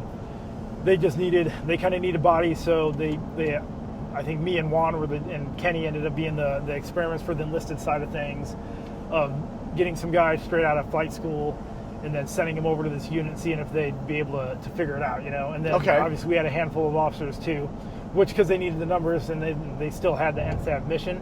So it worked out for us. So we got a glimpse into the other world and then still, prove ourselves a bit to these guys that were doing the CAA stuff. Right. So as soon as, honestly, the crazy part was, so the other stuff I used to do for SOCOM, which was a direct reporting unit to SOCOM, which was fantastic. So obviously SOCOM or JSOC would give us our tasks, still being an all Air Force unit, but it wouldn't get kind of messed up muddied in the waters of Air Force and AFSOC along the way. It was just directly filtered through nice SOCOM and everything else. Yeah, so, that's pretty legit. Makes honestly, things a lot freaking easier. Absolutely. So the 6th, unfortunately, did not have that luxury. Should have been geared the exact same way. Oh, yeah. So when I got here and started, figuring out what was going on and everything, I knew I was instantly hooked. I think between me, Juan, and Kenny, I was the only one that actually transitioned over to the CAA stuff. Okay. Which is nothing, and that's awesome. Those guys just wanted to fly, and that's exactly what they did. I wanted to go do the other stuff, which was way more fun. Oh, heck yeah. Plus, like I said, everything that I had done kind of throughout my career had led me into being a CAA, right? So it just transitioned very well for me, like dealing with growing up with all the other intercultural stuff, and then just working with Partner Nation and everything else was kind of my sweet spot, if you want to call that, in the military. So it worked out really well. But I did stayed in Africa for a couple of years, really. Okay. For the first couple of years, and then as I was going through it, so mine wasn't like the pipeline of CAA stuff. Mine was all divided up. So I'd go to like the school, all the tactical phase and everything, and then I'd take a break and go, I went off to Afghanistan, and then I did my language stuff after I got back from Afghanistan, which was crazy, but it all worked out really well. Well, you did MQC with me. I did, yeah. Oh, yeah, so we went off to MQC with it together. Yeah, so was it? It was right after MQC is when I went and got ready. So yeah, because we were going through MQC, and I think right towards, I want to say before we started doing all of our tactical phases stuff, I got a phone call and they needed another enlisted guy to go out and do all the PC-12 stuff. Yeah, how'd you like that? Oh man, I loved it. It was phenomenal. So when I'm going through language. Yeah, I was going through the PC-12 schoolhouse up here. Yeah, that's right. Yeah, becoming a sensor operator. Yep. How'd you like that? It was, so the actual sensor part, it was fine. I'd rather be doing stuff than watching people do stuff. However, yeah, pattern of life sucks sometimes. Yeah. So, but it was, I will give it this much, it was super rewarding teaching the Afghans how to do it, giving them a better avenue of doing things. And it was also fun flying around, because almost every single one of the missions we got over there was all real world missions. Yeah. So it was super awesome, man. Going and working with doing all the pre-work with the team guys, and then getting all the Afghans coordinated with everything was super, super fun. Oh yeah. And then every once in a while you can go do some other stuff with them like that. It was super awesome. So how long was you were out there? What, 180? No, so mine got, how long was I out there? I think I was out there 3.5 months for that one. So it was super fun. Yeah, I went over, did I go right after Christmas? I think I went right after Christmas, and then stayed out there for a little while, and then, because I replaced Joe Kimbrell, who you should also get on the show. Oh, you're right, because Kimbrell went, we had his final deployment going, he went with me to Jordan. Oh, that's dude, awesome. Kimbrell was, Joe is phenomenal. I'm glad you mentioned Kimbrell. I haven't talked to him. I love that guy. Dude, Kimbrell is freaking legit. Yeah, he's just a good dude, man. because Joe was like, he was at the 5th when I was doing all the 145 stuff. Yeah. He was one of my main instructors. And then we were out there for a little while, like just doing the handover together, super fun. And then obviously like just being over Ping there. me on him again. Oh yeah. Yeah, I don't want to. Yeah, because Yeah. yeah, Like, because you got like Cole, you got Gelderneck, who is one of the. he won't get on the podcast, Why not? Dude, 'cause one he's- of the best dudes, man. because never mind. I don't. Yeah, I know he does some other stuff. Yeah, he's. Is that why he doesn't want to do it, or? I think. Well, for one thing, he doesn't like to talk about his career. Oh, he should though. He's such an awesome Oh, guy. I know, but I'm gonna have to wait till he retires, and basically, I think we're just gonna have to have an intervention around Yeah. the fire, and just Yeah, make him do it, hold him down, So, we'll yeah. interview him. Yeah, because Cole helped me out for the storm because he's also an arborist. He's a phenomenal. He like climbs up in the trees, man. Like 'cause my Yeah. backyard got destroyed, and he helped do that stuff. But yeah, he is literally one of my favorites. Yeah, people. Gilderneck Cole is awesome. He was on my last deployment Yeah. too, and it's funny. And I don't know if you saw something. When he gets pissed, Yeah. when he's stressed, he goes into cleaning mode. He does. Yeah. He's scrubbing the freaking toilets in the team house and all that. And it's like, bro, are you okay? It's probably a healthier way of Oh handling stress yeah, than I having mean, stuff because over. Yeah. boy could probably do some damage. Oh. Although he won't get in the freaking, he won't get on the mats. He won't do jiu-jitsu. That's crazy. Dude, I think he's got like a, He should. I think he's got like a, He- he thinks it's gay. Nah. Two men rubbing up against each other, rolling around.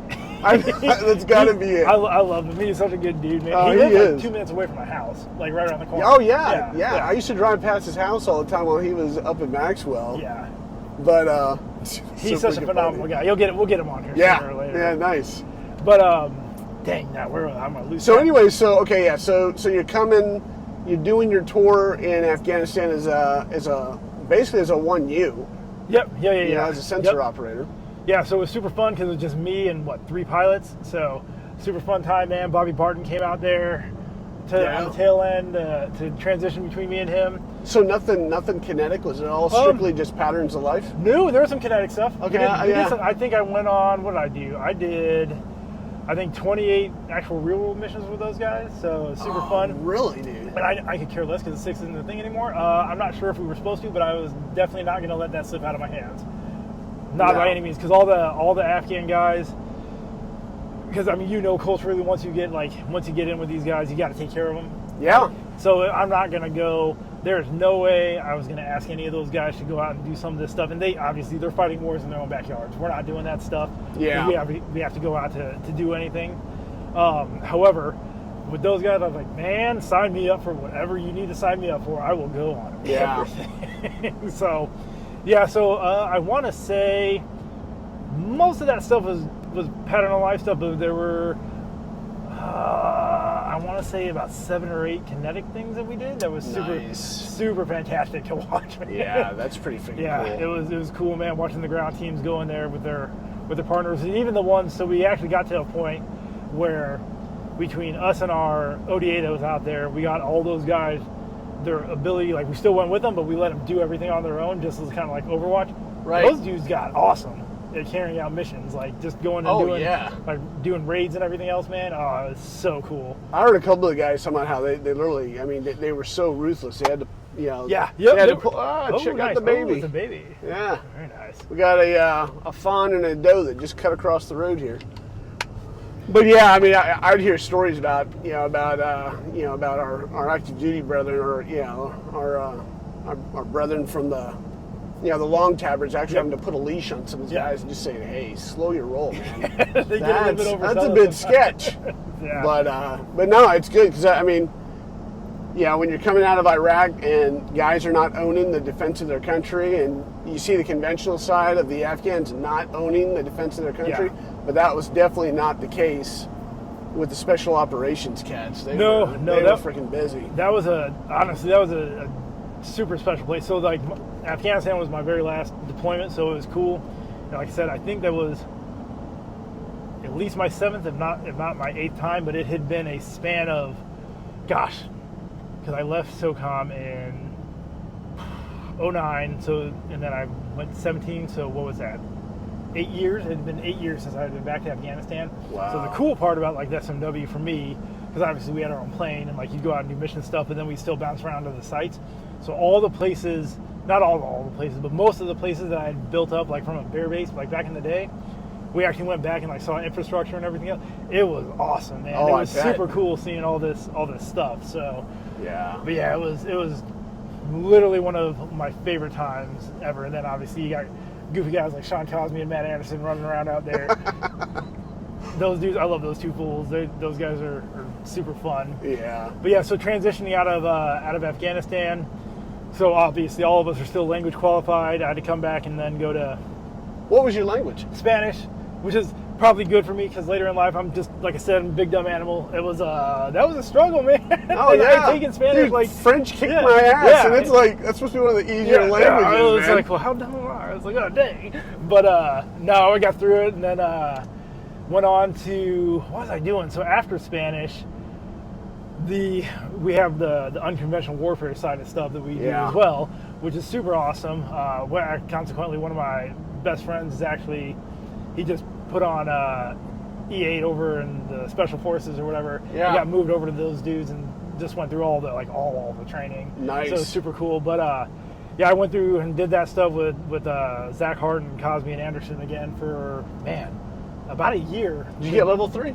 No, so Okay. we had to do all the build up for the ability for everybody else to do it. So Yeah. Cosme and Anderson I know got to 2, and then I think me and Hart Later on, left. they went up, but the frustrating thing was, at least especially on the reserve side. It's hard getting slots for you guys. Well, and even then, it wasn't. They didn't see the value in it. It's like, hey, when the iron leaves the freaking runway, and we've got nothing, where's our relevance? And yes, I wish, because I was having an issue with one of our commanders that'll remain unnamed. I can guess you. But but that knothead, I tell you what, he because I went ahead and I applied. They said you had to do a psych eval. I got another psych eval on top of what it took to become to do CAA, and then so it's like, all right, we'll do this freaking dog and pony again. And then I got this guy telling me, well, gee, you know what, just being real wishy-washy about it. And I wish I had sounded off. Yeah, so the hard part was always the buy-in, right? So you have this small group of guys, and so and I know it for forever, and this is definitely the Air Force or ASOC more directly really wanted like the controllers because of access and placement and everything else. But honestly, for us, for doing that portion of the thing, we probably had just as good or maybe even a little bit better because of the nature of what we are doing the fitness. Oh yeah. So doing what we do as combat aviation advisors, and I'm not putting anything against controllers are fantastic. I love those guys. Oh yeah. However, you and I both know the unconventional warfare side of things has a giant kind of psychological profile writing behind it. Yeah. So not everything that makes somebody necessarily a good controller will make them good at unconventional warfare. Well, and controllers vice versa. Yeah, and controllers are kinetic by nature. Absolutely. Other than phenomenal, except for maybe the air traffic control aspect of it. Yeah. But we've got reasons to be there when the bullets aren't flying around. Exactly. So, and then obviously what you're doing, when you really do understand unconventional warfare, and there's a lot of different aspects to this, the stuff that we do, again, that psychological profile, and even with us, not everybody is meant to, fighting these fights from AFSOC and the Air Force looking in, didn't even understand that not everybody's really meant to be a combat aviation advisor. Yeah. Or the advisory capacity, especially at the soft levels, at the highest tiers. Right. It's not the way you have, because we're so small, you really got to get into that psychological stuff that I don't think, and this is just, gee whiz for the rest of the world, there's a huge component of that stuff for every single one of us. So even though we don't always get even with selection, you don't necessarily, as a guy that ran the selection stuff for 3 years, you don't always get to pick and choose some of your people. Sometimes you got to bite the bullet a little bit and get somebody that's a little iffy.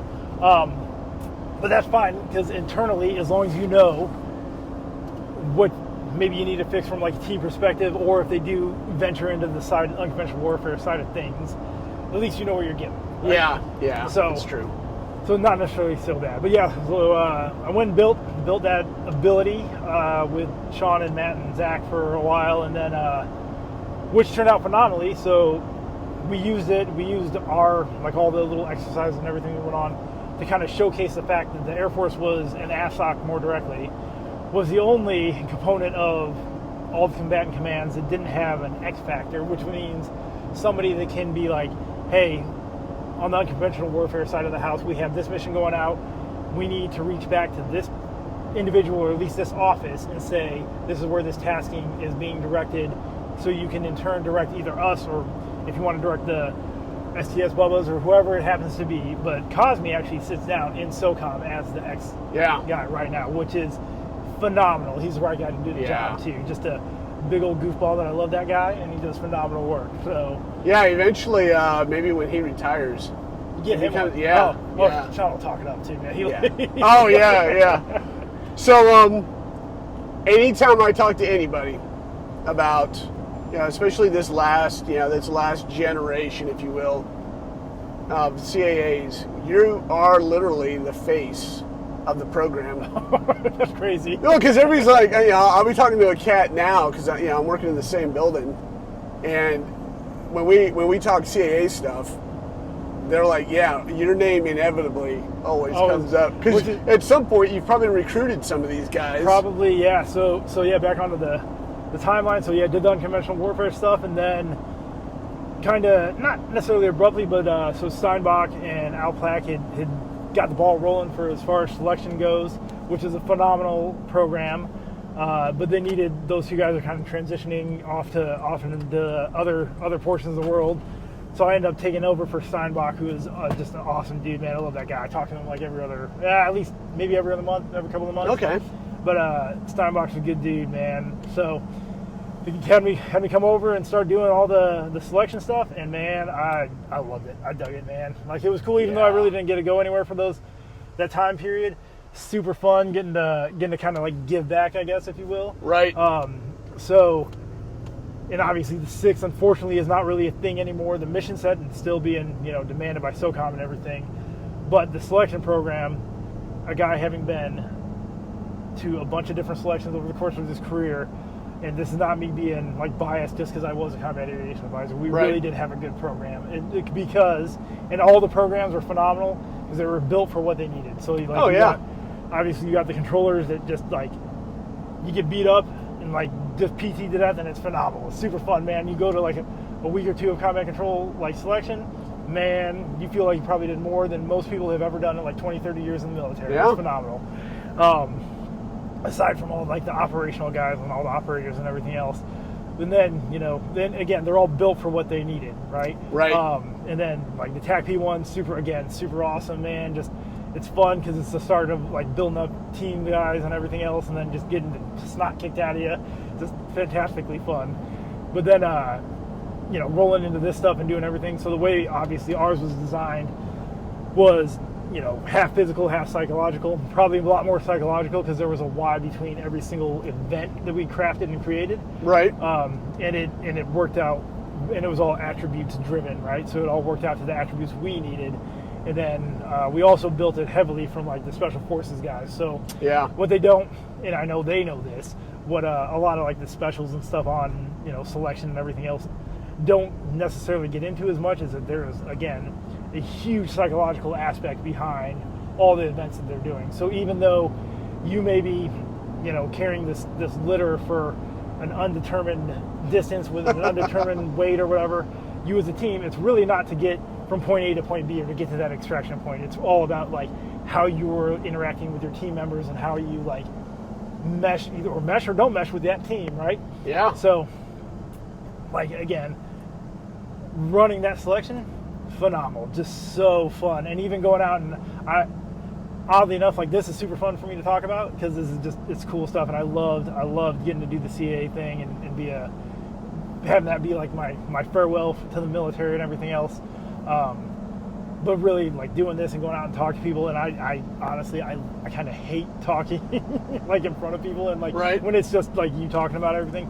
But it was always super fun, and it always worked out really well, and especially because I had like, Pruitt and everybody else doing that stuff with me. Like, it was good. It was a good time, man. Good old Justin's I got to get Pruitt on here. Oh, Justin will be fun to Yeah, have. yeah. He's also got some pretty good stories. He does. So he's got I think a PJ buddy he did a podcast for. Yeah. Was just talking about us. Yeah, One's Ready. Hey, shout out to One's Ready podcast. Yeah, those dudes are awesome, man. Yeah, I didn't realize it. So Peaches, I was listening to him on Mic Drop.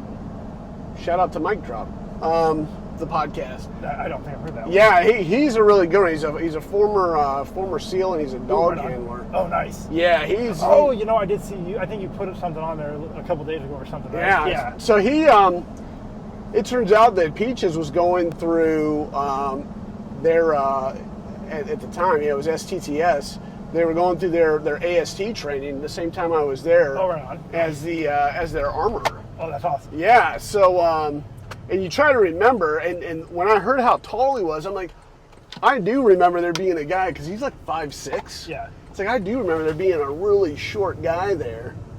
And so it was kind of fun to kind of correlate, some of that stuff. But anyway. But so you end up doing that, and then it's at some point, you're doing the UW thing. Yep. You're building that program. You're pretty much the face of the the mobile team, recruiting guys in the CAAs, and then also running the selection thing. So at what point are you like, okay, hey, I'm done? So probably right about the time we were actually, because the selection thing was running well and strong, and like obviously, hindsight 2020, definitely some things we could have done better, and some things that may have, and I say may loosely, may have helped out the unit stay around a little bit better. Probably not, just because unfortunately our fate was a little bit predetermined by a certain shithead who is now whatever. General Slife. Hey, I will say it all day. Yeah. You know what? And here's the deal: if Trump gets voted in, I hope he gets rid of him. I'm gonna flat out, and I encourage all CAAs, retired, and for those of you that need to remain anonymous, I get it. But when he comes in, I'm gonna send a handwritten letter saying, "Hey, that'd be awesome. We've got." This woke general, or whatever. Send him a letter with his picture holding the beret, because obviously, you got this guy. This guy dismantled your program, exactly. And it's like, call it petty. I don't freaking care. It's my freaking show. It's That's definitely. What I'm gonna, and I took it freaking personal. So we. You talk about that once again, the moral injury crap. So the his pettiness may not know any bounds. One of the few flat out non-selectees was one of his guys who was trying to make our DO, and it takes it honestly, again, the selection, just by nature of what it was, it did a good job of providing what we needed for the most part. That guy was trash. He tried to avoid coming to selection for at least like a solid maybe almost half a year, and then when he finally rolled into it, and I thought he was in the same building that me and Justin were down on Herbert Field for a little while, and so he would come in there every once in a while. He's actually a nice enough guy. I was like, yeah. I was like, I get it, boss. Like you got stuff to do. Like the position that you're in, you just come. You let me know when you're available. But you have to come through in order to get to this job. Like at the very least. But anyway, shows up to selection, completely alienates his team the entire time. Tries to give me a bunch of orders throughout the course of this thing. I'm like, hey man, I was like, I don't think you understand the relationship we're going through right now. I was like, unfortunately, you right now are in a student role, and I am your cadre member. I was like, that's not the way this pans out, man. I was like, if you need some favors from some stuff, you ask your teammate. Don't be asking me for this crap, dude. I was that guy, I really don't like that guy. Yeah. It takes a lot for me not to like somebody. Well, and the thing is SOCOM expects you to put out a product, and they expect you to do a fair assessment. And right off the bat, as great as AFSOC can be, and as great as we can get a job done with minimal support and all that stuff, you don't sit there and try, and try to stack the deck in favor of your guy. No. During a freaking assessment. Yeah, absolutely. So the beauty of our selection and assessment stuff was that, again, you're going to find the right person, but you're assessing this person on the way they are with the team, really, ultimately. and you're trying to determine whether or not they're going to be good for the unit. Because let's face it, not all of us are built for the same things. Like No. some people are fantastic at kinetic strike stuff, but can't transition over to the other world. And conversely, some of us are fantastic at doing all the CAA stuff, but if the transition came, may not be the best person in the world for like kinetic strike things. Yeah. So, it all meshes itself out. But is there a way we can pause? Because I've got to go to the bathroom. Yeah. I'm a tree man. Sorry. No. It's the last time, so now we're going to take a break for a piss call. Yes, fantastic. Actually, yeah. Hey, we're going to pause this out. There we go. Hey, we're on tape again. You got it all the way in the back? Oh, nice. You got freaking Raj throwing my darn mics in the back seat. I had to pee. Dude, now, hey, where else are you going to find yeah.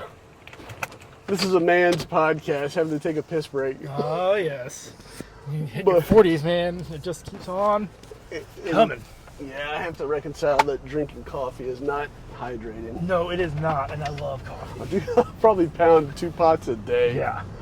But all right, we'll stop bashing the our organization. But all right. So anyway, you're now at the point where you're going to retire. Yep. Obviously, it's already in the air that we're about to get the freaking kibosh. Yeah. So news has been floating around and all that stuff, and then we were in the middle of running a selection, and then abruptly got stopped on like day number 2, which is I forgot about that. An absolute disservice to the people that were going through. Fortunately, because the unit was still going to be around for a little while, fortunately we ended up hiring all of those people, which is a good thing, because it definitely was not fair for them to not be able to run through the whole selection. But yeah, so that stuff starts rolling around, and I'm like, well, I had to go at 22 no matter what, because for whatever insane reason, is still beyond my fathom, just gonna get promoted, brothers. Gotcha. And I don't know why, because obviously most of us, pretty much everybody at that unit is punching well above their pay grade. Yeah. So it's just insane to me, and I kind of knew, I knew what was gonna happen cross training. 14 years in, starting off all over, and then not going to like any sort of conventional flying route, like not going on to Hueys or not going on to like 130s or 17s or any of that stuff, was probably more of a detriment. And then staying with the good old 6 for the last 8 years of my career probably tore some people out. And right. I honestly don't care one iota, because I'd much rather, and it's funny the way life works out, but when I was younger, I had always said that, I'll put my money where my mouth is. I'd much rather stay operational and just do those things than transition off. And then, I don't get me wrong, I thoroughly enjoy having people, not necessarily being in charge, but being responsible for other people and making sure that they get to go do good, fun things. Yeah. But the 6th really was the perfect place for me.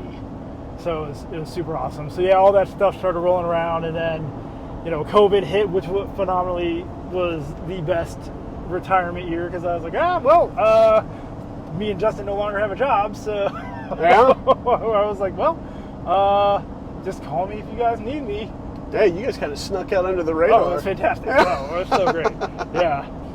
So yeah, just ended up, COVID rolled around, and then came in occasionally for the every once in a while meeting of having to try to justify us for stuff, and then obviously it didn't really pan out. Yeah. But yeah, man, just ended up retiring, and for the last 4 years just been hanging out with all my. You saw the awesome little property. Yeah, dude. So we have 9 dogs, and then my daughter has 3. Her and her husband also live with us, and they're their own little packs. So they're all sweet, but like the 2 packs don't necessarily get along the best. And then there's like 6 cats, and my daughter has a rat. And we had a bearded dragon too, but that poor little guy got old and died last week. So, oh no! Yeah, but yeah, the little Psota farm is just it's just kicking.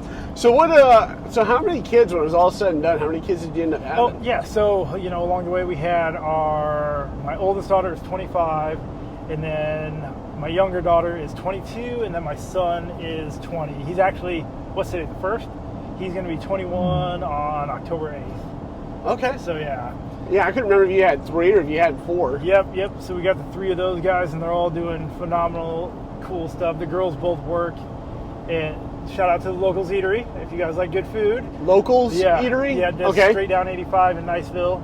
Okay. Joey, the owner, is a super sweet guy. Like, we actually, for our social stuff for the selections, right, we ended up started going there a bunch because those guys always just kept the bar side open and took care of us. Nice. So, okay. Yeah. So I have to remember that. So Locals Eatery for you local cats that are listening to this.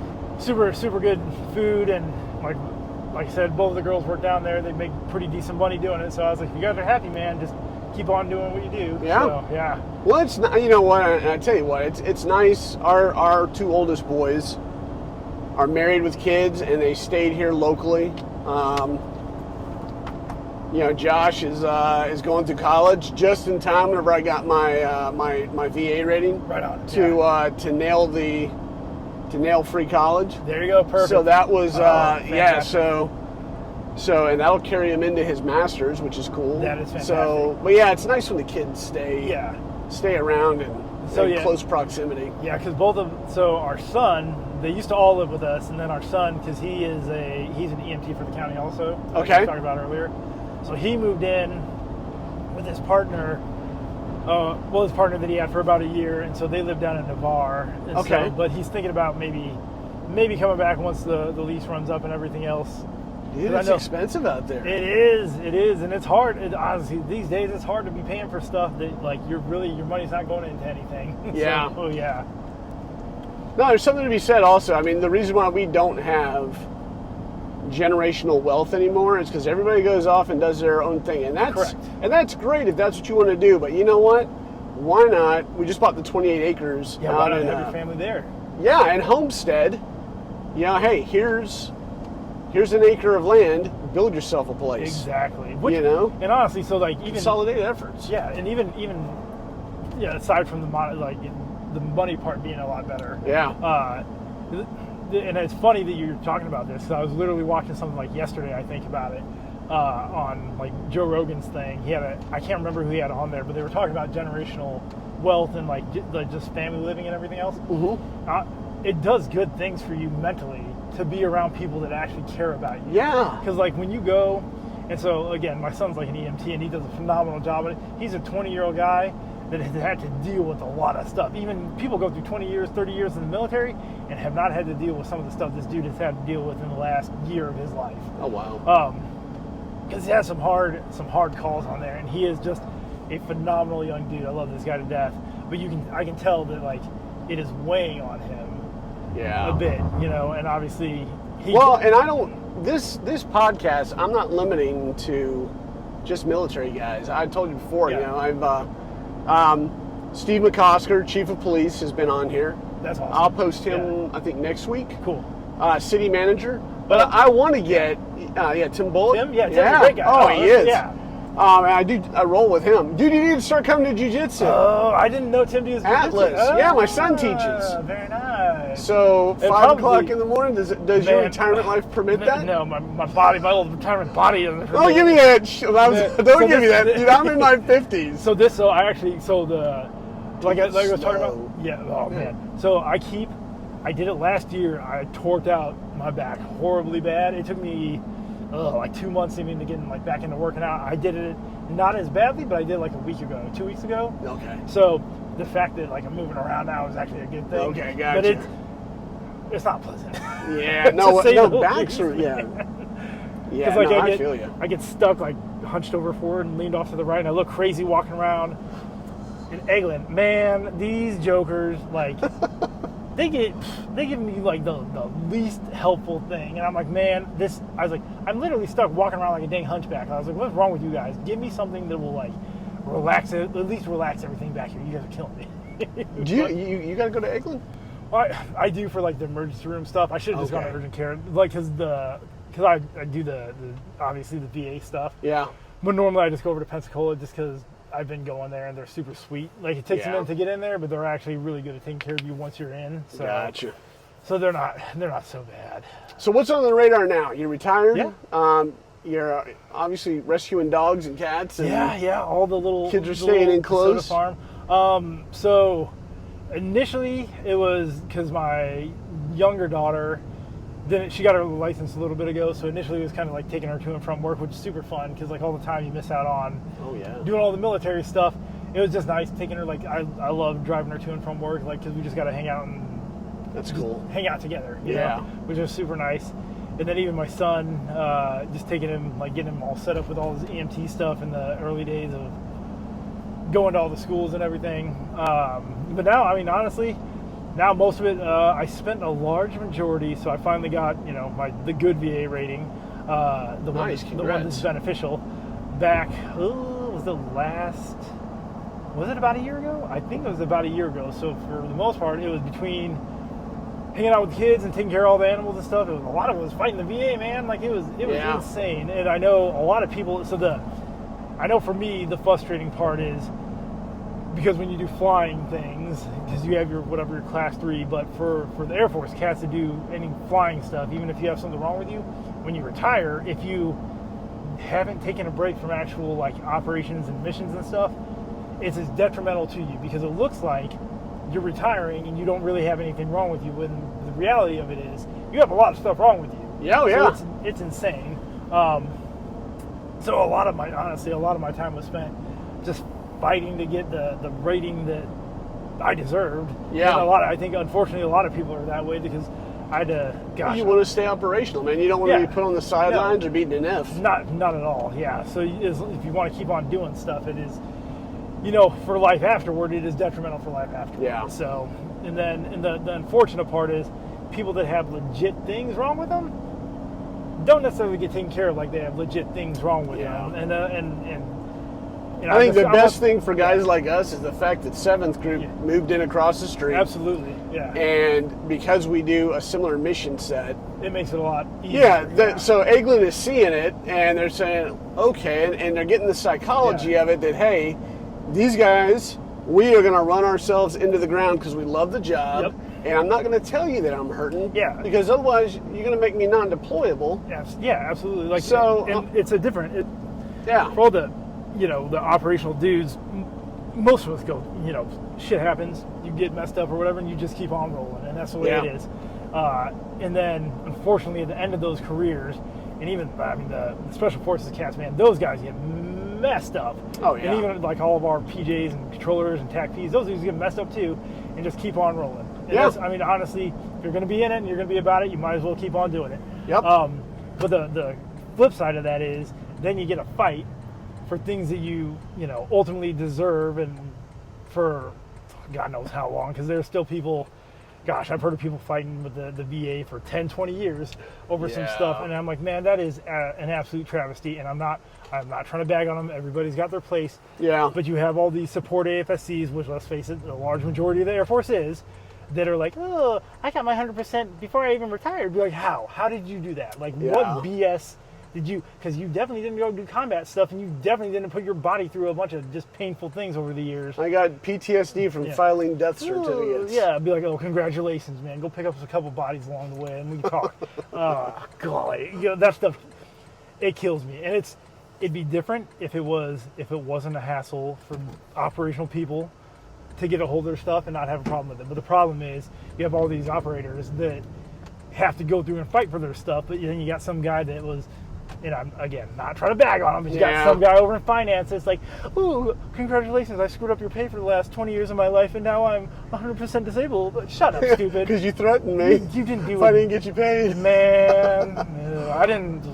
Yeah. So what, so you got that knocked out. Yeah. So honestly, really, it is. What's the next big goal, dude? So... that is an excellent question. So I get asked this all the time. So you remember Lincoln Williams? He's a firefighter down in Lincoln. He was a shirt for us for a little while. He was like an ammo troop by trade. Lincoln's a super good guy. So he is a firefighter. He actually sees my son a bunch. Lincoln asks me all the time if I want to go be a firefighter with him. And I wouldn't mind it. I would actually kind of love it. However, this system, like this thing really does break down on me. Once a month, and it's pretty terrible. Honestly, it's just living a fun, happy life, man, and just talking, hanging out with you guys, and just enjoying stuff. So, like I said, my wife just became an EMT, and she is so sweet because she did a phenomenal job of taking care of the kids along the way. Right. And for, like, kind of towards the back end of my career, she was a phlebotomist, and she is phenomenally one of the best phlebotomists there is, and then just always wanted to be an EMT, so our son did it, and then she just started doing it. That's cool. So it's kind of passing on the torch to her to let her go do her stuff, and whatever I can do to make life easier for her to let her go. Yeah. Go do. I'm a pretty good house husband too. No, hey, that works. Do you ever wrap yourself in cellophane in a bow? No, and then wait for her to come through the door? Done that, no, because unfortunately most of the kids are in and out of there all day too, so I don't want to traumatize anybody. I may traumatize her if I did that too. So. Oh man, yeah, I would probably get a kick in the junk from my wife if I did that. But yeah, no, that's awesome. You know, we probably need to get the guys together and maybe even if it's just once a month or once a quarter, that'd be super have fun. a freaking cookout. You know? Yeah, that would be awesome. So yeah, I haven't seen, like I said, you need to get Pruitt on here because Justin is phenomenal. I've got his number somewhere. Yeah, but I actually need to talk to him because he keeps. So Justin is off on. He goes on his motorcycle adventures. Yeah. All the time. It keeps him pretty entertained. But like I try to catch up with him about at least every other month and like hear about all his adventures on the motorcycle. So yeah. So I love Justin, man. No, he's funny. He's got a good sense of. He's got a good a good measure of sarcasm. Justin's a good storyteller too. Oh so yeah, he is. He's definitely got some good ones going on. So yeah, I remember because he was when you were. I think it was probably around COVID. He would jump in the office there, and if I didn't have a security incident to process or an upgrade to do, he'd come in. We just we talked for about an hour or two, and good times, man. Yeah, Justin's a good cat, man. Yeah, I was trying to think of between like him and like if you can ever get Cole on here. Cole won't do it until he retires. Okay, nice. But I'll ask my buddy Jason. He's over in Germany right now. He would be a phenomenal guy to have on here. So like he got messed up. Right. And then right afterward is when we moved here and I started doing all this stuff. But he was my neighbor for a while, and we've been like him and his wife and me and Cassie. We're all like super good friends. So we end up trying to hang out at least once every month. But yeah, he's phenomenal, man. Like hearing his story, if he's willing to talk about it, is phenomenal. Like, hey, throw the names out there. Anybody local? I'm trying to break through. I haven't done it yet on doing a Zoom interview, and I get off on this. Yeah, being able to hang out and bro it out. Oh no, man, this is way. Oh, you can get up in the driveway if you want to, man. You don't have to be. I don't know if was the gate open. Oh no, I was gonna say just if you want to be. No, you're fine right here too. Okay. No, you're good. I'll make you walk it with you. Oh no, you're fine. You're wandering down here all the time. Yeah, I get crazy people down here trying to do whatever weird things. Damn, I gotta go scare them off all the time. But yeah, man, there's some super fun people to be. I'm trying to think of who else is because Justin's still local, and then Cole's around here. Who else would be fun to talk to? The fortunate part is everybody kind of scatters to the wind. Oh yeah, they did. Oh man, because over in Funiac you got like VP. Did you ever meet VP Van Patten? He was. I remember the name. I got the sunshine is glaring out the camera here. Let me at least pull out. I remember the name. I don't know that I met the. Oh wait. He's doing real estate now, isn't he? VP. He was an Intel cat. No, you're thinking about you're thinking about Ben Fitch. I don't remember if Ben is. No, Ben local. was a cop. Yeah, Ben was a cop. I can't think of who it was. Ah man.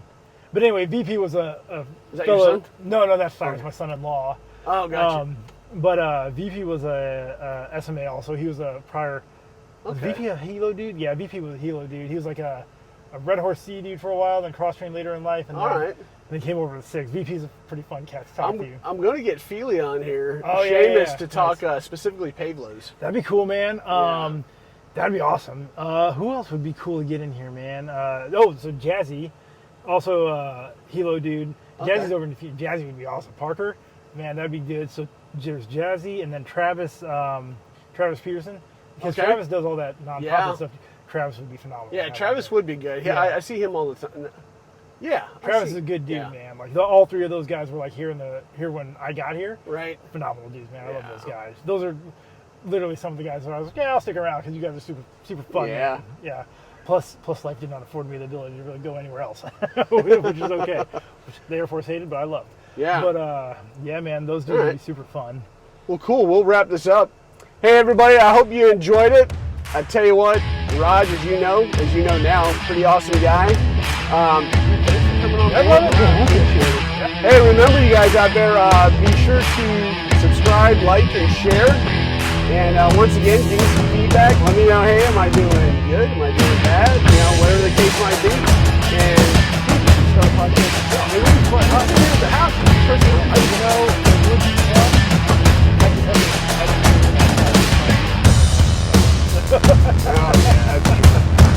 Dude, now, thanks for coming on board. You guys take care out there, and we will see you next time on the Joe Pop Podcast. Take it easy, man.